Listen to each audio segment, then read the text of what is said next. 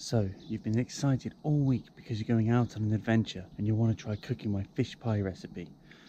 I've not made that yet, but the plan is to make it today. If I have made it and it's online, there'll be a link here. If I've not, then wait, and then there'll be a link here when it's ready.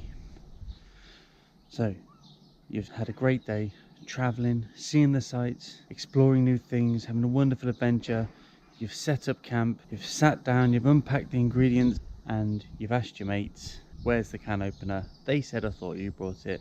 You forgot the can opener, and you've got the fish in here and everything's in here, but no can opener, and it's not a ring pull one. So we need to find a way of opening that. You don't want to use your knife. You've just got that really sharp. That would be a horrible thing to do. Last resort, we might use the knife, but no, just no.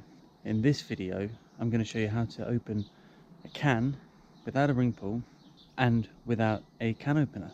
So that must mean it's Quick Tip Tuesday. Wow.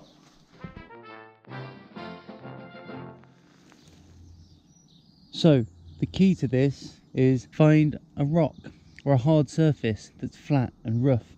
If you're near concrete for some reason, use concrete. Here we've got a granite block and a can. And the way these are made is that there's a sheet of metal bent over two sides of metal. And all you've got to do is break through that. So you're going to get the can upside down and just start rubbing it.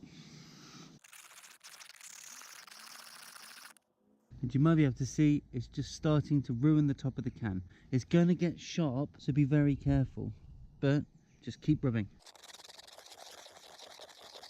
So you can see there, the can has started to break, which is great. So you can start squeezing it now. Start concentrating on other sides of the lid. If you do it uniformly, that should happen more or less at the same time. So you can see that's really starting to go now. As soon as you can get your spoon in, drag it towards you. Be careful with your fingers because that edge is going to be sharp. That's how you open a can without a can opener. Okay, Tom, I don't have a rock, so what do I do? Well, another hard surface, as hard as you can get. It's the same principle.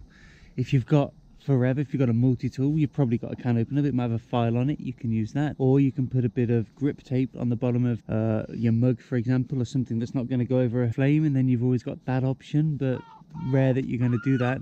Or you're in the desert maybe, and you're just going to have to use your knife. No, just no, but you don't have to get it completely blunt. So what I'd recommend doing with that is piercing in with the knife, and then as soon as you've gone in so far, turn the blade around and lever with the back of the blade, not the sharp edge of the blade, the back of the blade. So at least if you have to use your knife, you're only sacrificing a little bit of it. I know it's painful, but sometimes it's got to be done.